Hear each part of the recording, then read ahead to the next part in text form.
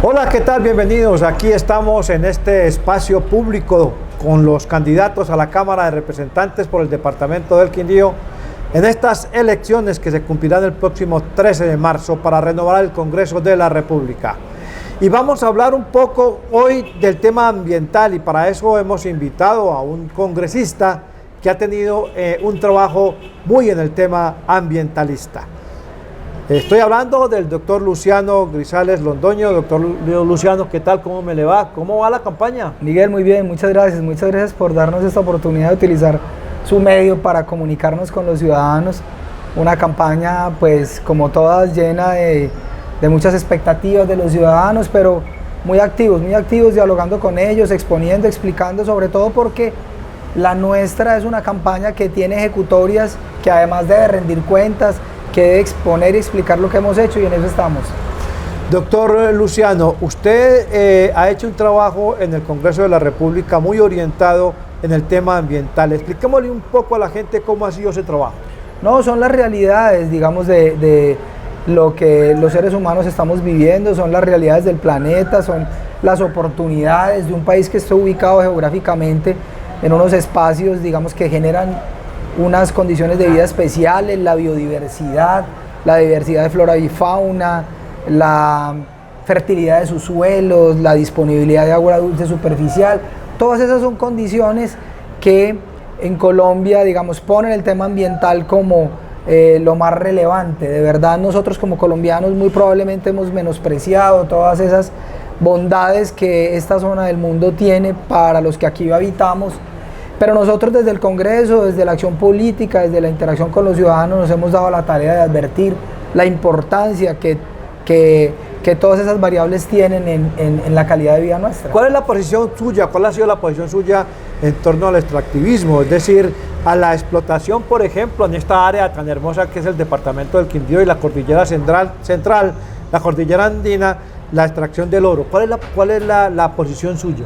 No, nosotros entendemos que los minerales son importantes, digamos, para la vida, la tecnología, la fabricación de instrumentos tecnológicos naturalmente necesita de la minería, inclusive las mismas obras civiles, pero nosotros hemos insistido en la necesidad de unas condiciones de explotación de esos minerales de forma sostenible, nuevamente teniendo en cuenta que nuestra gran potencialidad y nuestra gran bondad y nuestra condición de vida está al lado de la biodiversidad. Esas dos cosas confrontadas nos ponen en un reto, en un desafío de generar condiciones de explotación minera que sean sostenibles. Por eso para nosotros no es una condición aceptable la explotación a gran escala, la mega minería y sobre todo a cielo abierto, como se ha propuesto algunas veces, de oro en la cordillera central quindiana. La explotación minera debe reglamentarse, la explotación minera debe tener como primera condición la sostenibilidad de condiciones ambientales y de vida que, insisto, en este territorio son, digamos, superiores a muchas otras condiciones que se dan en otras partes del mundo. Ha habido convocatoria por parte de municipios como el municipio de Pijao, el municipio de Salento, el municipio de Cajamarca, de llevar a la votación popular la aceptación o no de la extracción del mineral de oro en estas regiones, en estos municipios de la cordillera central. En ese tema, ¿cuál es la posición que usted ha tomado? No, nosotros acudimos a la preocupación que los ciudadanos tienen.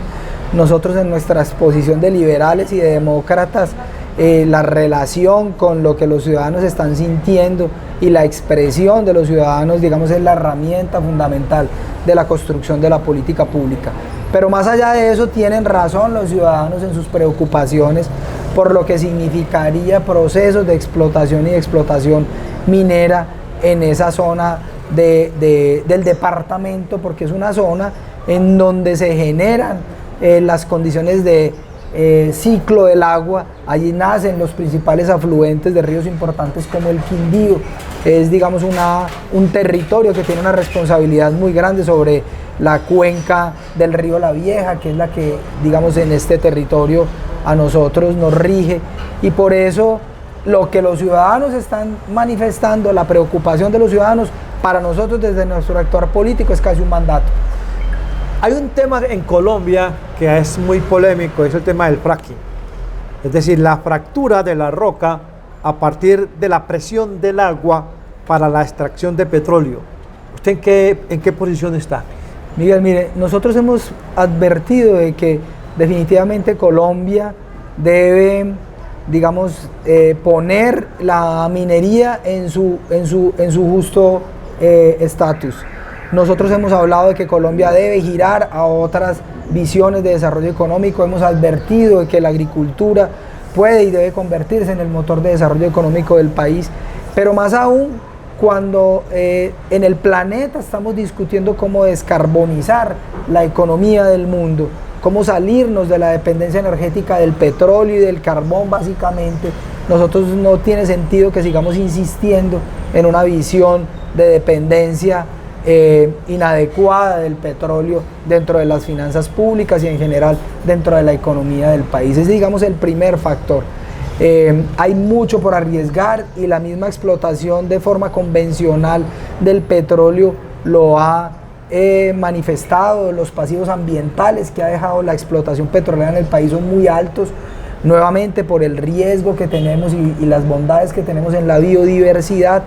Iniciar procesos de explotación petrolera han dejado unos pasivos ambientales inmensos.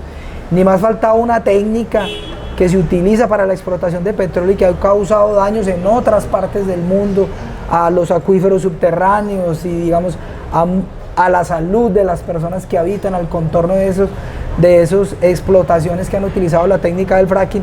Nosotros hace muchos años hemos venido insistiendo en el principio de prevención y de precaución. Hemos planteado un proyecto de ley para la prohibición del fracking en Colombia. Siendo presidente de la Comisión Quinta, anunciamos el proyecto, hicimos una, digamos, exposición de dos ponencias, una positiva y una negativa. Acudimos a una solicitud de aplazamiento de la discusión del proyecto a la espera de algo que ya la Corte y el mismo gobierno había propuesto, de unos planes piloto.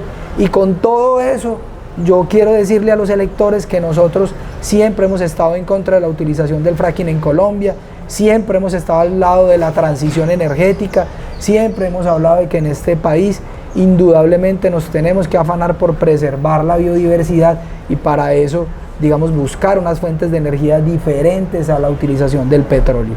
Ese es, digamos, como el marco general de nuestra posición política, y en representación de los quindianos yo nunca estaré de acuerdo en la utilización del fracking. No voté, el proyecto no se ha votado, ni votaré nunca porque la utilización del fracking en Colombia se dé. Doctor Samuel, usted trabajó muchísimo el tema de los páramos, y hay una ley de páramos. ¿Cómo es el tema de la ley de páramos? ¿Cuál es el favorecimiento que esto le da a la biodiversidad y a la naturaleza de este país? Sí, hay que decirle, digamos, a los que nos están escuchando, los páramos son territorios muy especiales que combinan, digamos, factores muy milimétricos en la textura del suelo, en la flora, en la fauna, determinado, digamos, altura sobre el nivel del mar. En esta parte del mundo y en Colombia cierran el ciclo del agua. Colombia tiene 37 complejos de páramos que son, digamos, la mitad de los páramos del mundo. En esos ecosistemas se inicia la provisión de agua para el 70% de los principales acueductos del país, y por eso son territorios demasiado especiales, prestan un servicio ecosistémico muy importante. Nosotros desde el Quindío, y acudiendo, digamos, a proyectos sucesivos casi que desde 1980 y 90 se ha advertido sobre esos territorios, acudimos a todas esas iniciativas y a esos textos, presentamos un proyecto de ley, hablamos, debatimos, discutimos, hablamos con los habitantes de páramos, con el gobierno en su momento. En el 2018, por iniciativa nuestra, de los quindianos y de otros compañeros en otras partes del país, otros representantes, sacamos adelante la ley de páramos. Es una ley muy importante que acude al reconocimiento de la conservación y de la preservación de esos ecosistemas que de alguna forma tenían conflictos derivados de la explotación minera, de la explotación agrícola, de la ganadería, y con todo eso llegamos a que en Colombia definitivamente esos territorios eran de especial importancia. ¿Qué estamos esperando ahora? Y es un reclamo que nosotros le hemos dejado a este gobierno, que ya va terminando, es la reglamentación.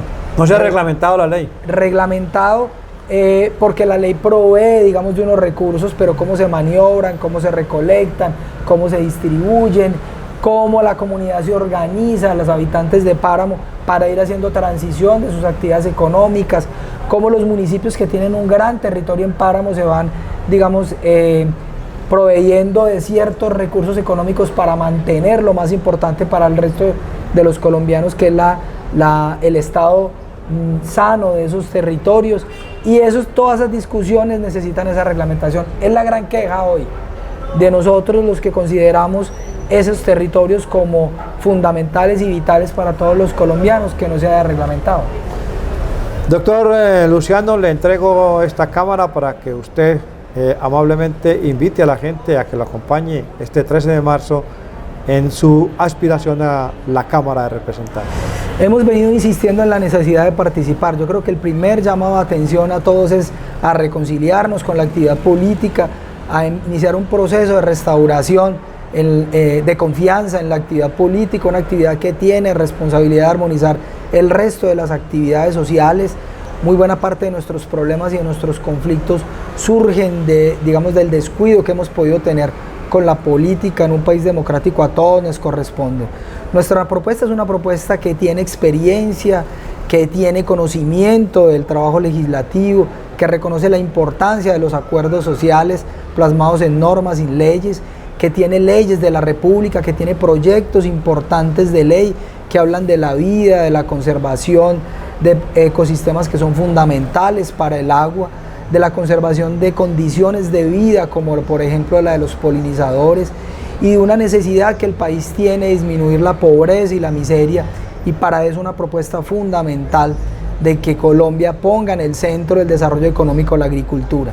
La agricultura debe y puede ser el motor de desarrollo económico del país, al lado de otras actividades importantes, pero es necesario que nosotros visionemos esas alternativas para irnos saliendo de la dependencia que tenemos de la economía extractiva, de minerales y principalmente del petróleo, que es algo en lo que nosotros nos debemos ir adaptando y debemos iniciar ese proceso de transición.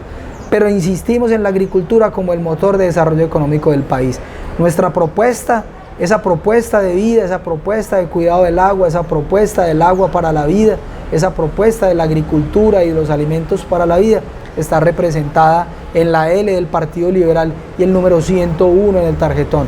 Los invito a todos a que nos acompañen en esta iniciativa y los invito a todos a que restauremos la confianza en la actividad política. Muchísimas gracias al doctor Luciano Grisales Londoño, candidato a la Cámara de Representantes por el Departamento del Quindío, y por supuesto a ustedes por acompañarnos en esta visión total de los candidatos a la Cámara y al Senado para las elecciones del Congreso de la República.